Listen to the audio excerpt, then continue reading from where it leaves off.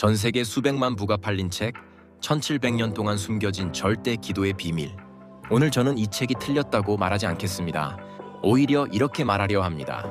이 책은 진짜를 만졌습니다. 다만 절반만 봤습니다. 사막 한가운데 한 사람이 서 있습니다. 몇 달째 비가 오지 않아 밭은 갈라졌습니다. 마을 사람들이 부탁합니다. 비를 위해 기도해 주세요. 그는 눈을 감고 잠시 섰다가 몇 분 뒤 눈을 뜨며 말합니다. 다 됐습니다. 곁에 사람이 놀라 묻습니다. 비를 내려달라고 기도하실 줄 알았는데요? 그가 답합니다. 아니요. 비를 내려달라고 요구했다면 그런 일은 일어나지 않았을 겁니다. 저는 비가 이미 충분히 내린 그 느낌을 기도했어요. 젖은 흙냄새, 발가락 사이로 빠져나가는 진흙, 다시 푸르러진 들판. 이것이 그렉 브레이든의 책을 여는 장면입니다. 그의 주장은 이렇습니다. 진짜 기도는 구하는 것이 아니라 이미 받은 것처럼 느끼는 것이다. 감정이 곧 기도다. 그러니까 여기서 두 사람이 갈립니다. 한 사람은 가슴이 뜁니다. 이거구나. 감사하고 평온할 때 내 삶이 실제로 달라졌어. 그리고 그는 이 원리를 붙잡고 살기 시작합니다. 또 한 사람은 이 책을 의심합니다. 이건 끌어당김의 법칙이잖아. 기독교가 아니라 뉴에이지 아니야? 그리고 그는 이 책을 통째로 덮어버립니다. 그런데 저는 오늘 두 사람 모두에게 다른 질문을 드리고 싶습니다. 이 책은 왜 그렇게 많은 사람에게 진짜로 읽혔을까요? 그리고 무엇을 못 봤을까요? 먼저 정직하게 인정하는 데서 시작하겠습니다. 브레이든이 손에 쥔 것은 진짜입니다. 감사하는 마음이 분노하는 마음보다 몸을 살린다는 것. 두려움에 사로잡힌 사람과 소망 가운데 평온한 사람의 인생이 실제로 다르게 흘러간다는 것. 이건 누가 지어낸 미신이 아닙니다. 검증된 현상입니다. 현대 의학과 심리학이 거듭 확인하죠. 감사가 스트레스 호르몬을 낮추고 면역을 끌어올린다는 것. 마음가짐이 회복 속도를 바꾼다는 플라시보 효과. 어떤 마음으로 사느냐가 인간관계와 일의 결을 실제로 바꾼다는 것. 쉽게 말하면 이겁니다. 마음은 진짜로 몸과 인생을 바꿉니다. 그리고 놀랍게도 성경이 수천 년 전에 먼저 말했습니다. 마음의 즐거움은 양약이라도 심령의 근심은 뼈를 마르게 하느니라. 브레이드는 거짓을 지어낸 게 아닙니다. 하나님이 이 우주를 지으시며 인간의 마음과 몸 안에 심어두신 작동 원리 한 조각을 그가 더듬어 찾아낸 겁니다. 그건 진짜 빗방울이었어요. 그렇다면 질문이 생깁니다. 어떻게 하나님을 믿지도 않는 사람이 하나님이 만드신 원리를 만질 수 있었을까요? 답은 신학 안에 이미 있습니다. 일반은총입니다. 일반은총, 쉽게 말하면 하나님이 세상 모든 사람에게 똑같이 주시는 공통의 선물입니다. 핵심은 이것입니다. 비는 누구에게나 내린다는 거예요. 예수님이 말씀하셨죠. 하나님은 그 해를 악인과 선인에게 비추시며 비를 의로운 자와 불의한 자에게 내려주신다. 믿든 안 믿든 해는 모두에게 뜨고 비는 모두에게 내립니다. 여기에 더 깊은 본문이 있습니다. 사도행전 14장 17절. 바울이 하나님을 모르는 이방인들 앞에서 이렇게 말합니다. 하나님이 자기를 증언하지 아니하신 것이 아니니 곧 너희에게 하늘로부터 비를 내리시며 결실기를 주시는 선한 일을 하사 음식과 기쁨으로 너희 마음에 만족하게 하셨느니라. 들으셨습니까? 하나님은 자신을 믿지 않는 사람에게조차 비와 결실과 기쁨을 통해 자기를 증언하고 계셨다는 겁니다. 그러니 불신자가 창조 질서의 한결을 만지고 그 덕을 보는 것은 사고가 아닙니다. 하나님이 의도하신 증언이에요. 이게 일반은총의 가장 따뜻한 부분입니다. 거기엔 인류를 향한 하나님의 깊은 사랑이 담겨 있습니다. 그분은 자기를 거부하는 사람에게서도 비를 거두지 않으셨으니까요. 그러니 브레이든이 감사와 평온의 힘을 발견한 것은 일반은총이 예상하는 그대로입니다. 그는 하나님의 사랑이 새겨둔 자국을 만진 거예요. 그렇다면 여기서 멈추면 됩니까? 한 사람의 실제 이야기가 그 답을 보여줍니다. 19세기 영국 브리스톨, 한 고아원 식탁에 400명의 아이들이 둘러앉아 있습니다. 그런데 부엌엔 빵 한 조각, 우유 한 방울 없습니다. 원장 조지 뮬러는 텅 빈 식탁 앞에서 아이들과 손을 맞잡고 평소와 똑같이 기도합니다.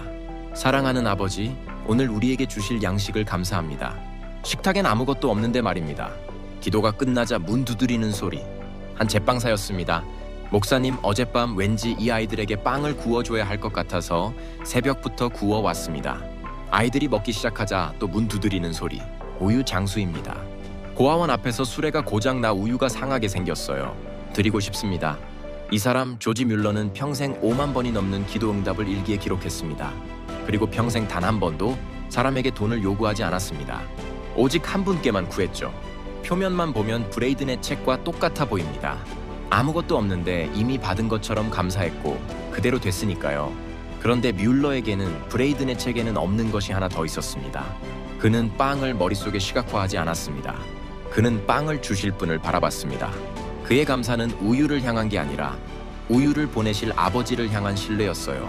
같은 빗방울이지만 뮬러는 그 비가 어느 하늘에서 오는지를 봤습니다. 그는 원리를 작동시킨 게 아니라 원리의 주인을 알아본 겁니다. 바로 여기에 브레이든이 본 절반과 못 본 절반의 경계가 있습니다. 브레이든이 본 것은 빗방울이었습니다.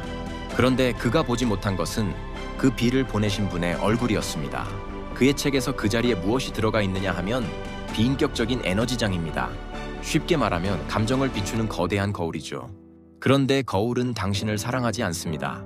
당신을 알지도 못하고 당신을 위해 울지도 않습니다. 거울은 당신의 눈물을 반사만 할 뿐 받아주지 않습니다. 여기서 일반 은총의 가장 중요한 것이 빠집니다. 일반 은총은 은총입니다. 은총이라는 말은 주시는 분이 계신다는 뜻이에요. 그런데 브레이든의 체계에서는 주시는 분이 사라지고 그 자리에 내가 작동시키는 메커니즘이 들어섭니다. 그러면 받는 선물이 내가 끌어당기는 성과로 바뀝니다. 그래서 그의 기도에는 성경의 기도라면 반드시 있는 단어 하나가 끝내 없습니다. 그러나 당신의 뜻대로 맡길 인격적인 대상이 없으니 맡김도 있을 수 없는 겁니다. 이것이 왜 결정적이냐면 마태복음 6장 33절 때문입니다. 예수님은 이 모든 것을 너희에게 더하시리라고 하시면서 그 앞에 먼저를 두셨습니다. 너희는 먼저 그의 나라와 그의 의를 구하라. 절대 기도는 이 모든 것을 먼저 끌어당기라고 합니다. 그런데 예수님은 먼저를 나라와 의에 두셨고 나머지는 끌어당기는 게 아니라 더하여 주신다고 하셨습니다. 끌어당김이냐 더하심이냐, 주어가 나냐 아버지냐. 브레이든은 빗방울을 정확히 그렸지만 그 비를 누가 보내시는지는 그리지 못했습니다. 그렇다면 왜 사람들은 이 원리에 그토록 끌릴까요? 통제감 때문입니다. 내 감정으로 내 현실을 만들 수 있다면 인생의 운전대를 내가 쥐는 셈이니까요. 무력감에 지친 사람에게 이건 복음처럼 들립니다. 그런데 바로 거기에 함정이 있습니다. 끌어당김의 법칙은 성공을 가져다 줄 순 있습니다. 그러나 당신이 무너진 그날 함께 울어줄 인격은 가져다 주지 못합니다. 일이 잘 풀릴 때는 괜찮습니다. 문제는 인생이 무너지는 그 밤입니다. 비를 주신 분이 사라지고 내 감정만 남으면 응답 없는 고통의 책임이 전부 나에게 돌아옵니다. 내 병이 안 낫는 건 내 주파수가 틀려서구나. 이건 위로가 아니라 가장 무거운 정죄입니다. 무너지는 밤에 우리에게 필요한 건 내 감정을 비추는 거울이 아니라 나를 안아주실 한 분의 얼굴입니다. 그래서 예수님은 그 가장 절박한 밤에 거울 앞에 서지 않으셨습니다. 그분은 한 분의 얼굴 앞에 엎드리셨습니다. 겟세마네 동산, 인류 역사상 가장 절박한 기도가 드려진 밤입니다. 만약 절대 기도가 전부였다면 겟세마네는 완전히 다른 장면이었을 겁니다. 예수님은 고통을 느끼지 않으려 애쓰셨을 겁니다. 십자가 없는 미래를, 잔이 이미 치워진 평안을 머릿속에 시각화하셨을 겁니다. 그런데 예수님은 정반대로 하셨습니다. 그분은 현실을 부정하지 않으셨습니다.